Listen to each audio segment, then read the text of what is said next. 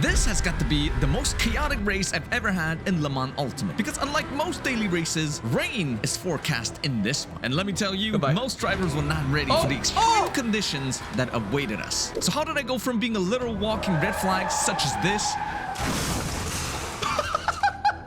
to fighting the top drivers at the front of the top split? Keep watching. From the get-go, I knew I was in for a rough 74 minutes. Oh my. Oh my. I had never driven the hypercar around Monza before. Oh my god, oh my god, oh my god, oh my god, oh my god. Why is the rear stepping out on the straight? And because we're running the lowest downforce spec, the car is as nervous as a teenage boy trying to ask his crush out. And any sudden jolt of the wheel could mean certain death.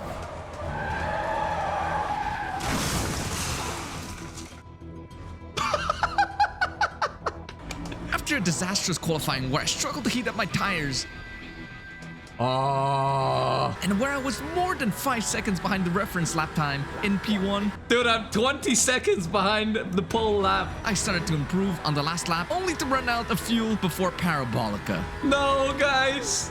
There's no fuel. No, the fuel.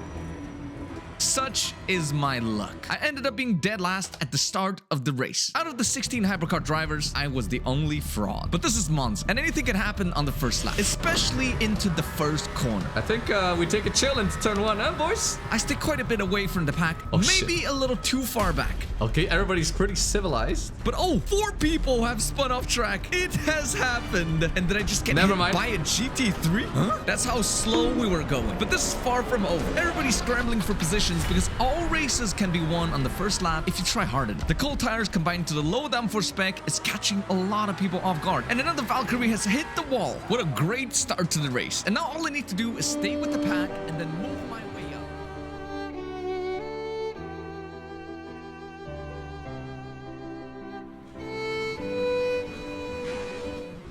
You can't be serious. I'm now more than 5 seconds behind the pack. Luckily, only some minor cosmetic damage and a bruised ego. And Formula Kai isn't known for backing down or giving up, so we keep going. Because don't forget about the great equalizer, rain.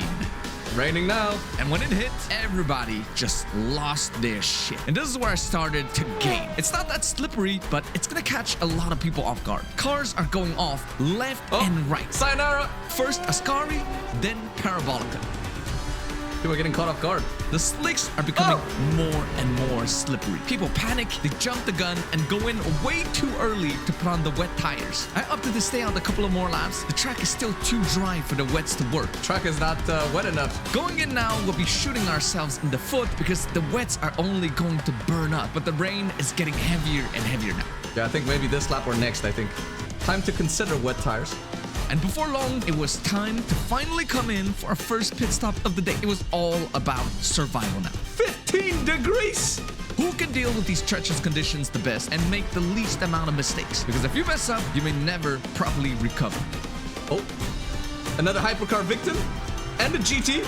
We are now well over a third into the race, lapped well. Just by keeping it cool, we have gained 6 positions so far. P10. It seems like not everybody's having the same level of enjoyment out of wet drive, but I love every single second of it. I'm catching up to the Porsche in P9. He's struggling a lot and almost spins into a car. I use that information to my advantage and patiently plan my overtake as I manage to get another good run out of Ascari on the very next lap. This is the first time I've taken this corner correctly since qualifying. We're now alongside, but I managed to just inch ahead into Parabolica and he backs out. Good boy. And at the same time, a Cadillac has just spun into the gravel trap. 2 positions in 1 corner. Let's fucking go. Let's go up to P8 in 1 corner. Changing conditions is where I thrive. I needed to make the most of it and make up as many positions as I can while everybody is still struggling to adapt to these treacherous conditions. But I've just gone deep into turn 1 and lost the position again. That's okay though. No major damage, only to the ego. Things are going great. It seems like the track is getting more and more wet now. While we're slowly catching up to the leaders, another Ferrari has become victim to the walls coming out of Ascari. Oh my god, another one. And the Porsche we've been battling for the last couple of laps has gone drifting into turn 1.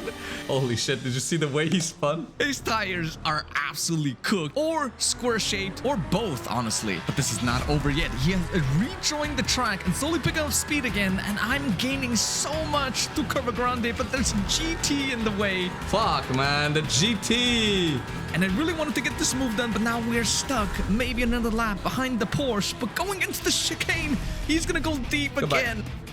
That's another move done. Up to P7 now. That is not even halfway through the race. What else can we do? How much can we gain still? The top 5 are honestly not that far away. And it is now lap 17, and P6 is right in my sights. I'm really loving these conditions. Did I mention that before? But we have another problem. P8 wants some of this cake as well. He is caught up, and he was one of the leaders that has spun at the very start of this race. And he is looking very hungry because he sends it like an absolute maniac into Ascari where there are already 2 cars on the outside. I'm trying to leave as much space as possible to the poor GT on the outside. He just wants to make it back in one piece to his wife, man. Cars are still going off the track left and right. Drivers getting cocky and getting punished. I almost do the same into Sector 2 along with the Ferrari. How did I not spin? Holy! We've lost a lot of time to P6, and now I have to defend from a very hungry Ferrari from behind. I get a very bad exit out of turn 1, which allows him to close back up, but the Valkyrie is such a beast in a straight line that there's nothing he can do. I defend brilliantly into the next chicane, and I managed to fend him off for now. However, the Aston overtook us in a terrorist fashion, has spun coming out of Ascari. Is that a hypercar? He spun! You idiot!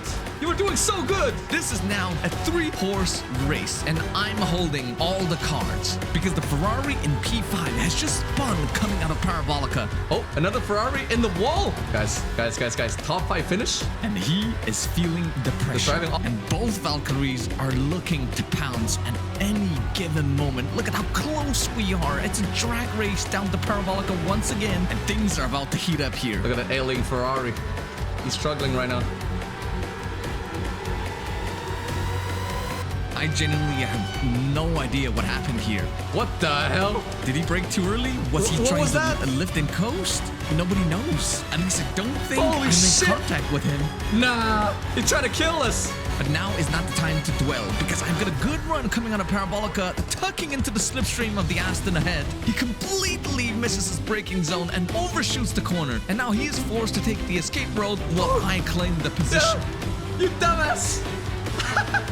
And this is where I go completely off track. And this allows him to get back in the fight. Remember, he's still much faster than I am. How am I going to fend him off, I wonder? He manages to get a good run into Parabolica, controlling the inside, but I'm going to brake a little bit earlier and get my car rotated for a switchback. We're now side by side again into turn 1, and I'm actually slowly gaining. And I managed to outbrake him into turn 1 and take the position. Oh, that's how you done! Bitch! That's how you get it done. At this point in time, I had not yet learned that wet lines are a thing in Le Mans Ultimate, and they're particularly useful in heavy braking zones. And this would explain how I managed to outbrake him into turn 1 while being on the inside line. But the Valkyrie hasn't said his final word yet. He's still out for blood. And honestly, he's looking very, very quick. Out of Ascari, he gets a much better run than I do, and he goes for the overtake while I still have a GT3 on the inside. I tried to leave both as much room as possible without any sudden change in trajectory, but he does get the position, only to go straight on into turn 1 again. Where are you going, bro? I'm now running in P5, but now I have another problem in our hands. The track is slowly drying up, the rain having stopped a couple of laps ago. And this is where I make a huge mistake behind GT traffic. Holy shit, I was slow on the GTs. And I allowed the Aston to overtake me. Oh, what a costly mistake that was. Luckily, we're still in fighting shape, but I've dropped down to P6 again. With the amount of time left, it is not worth to box for slicks because it would take too long for them to fire up and you lose way too much time for boxing, and that is time that you will never recover with the amount of laps left. In the end, we come home in P6. Not too shabby considering that we started all the way at the bottom of the standings. An excellent recovery drive that will see us climbing in the driver ratings. If you enjoyed this video, consider subscribing, and if you want to see my journey in becoming a Go driver in Le Mans Ultimate, follow me on Twitch to catch me in action live. This is Formula Kai signing off, and I'll see you in the next one. Let's go! We gained some. Woo! We went from like here to here. I think next stream we're gonna be silver 2.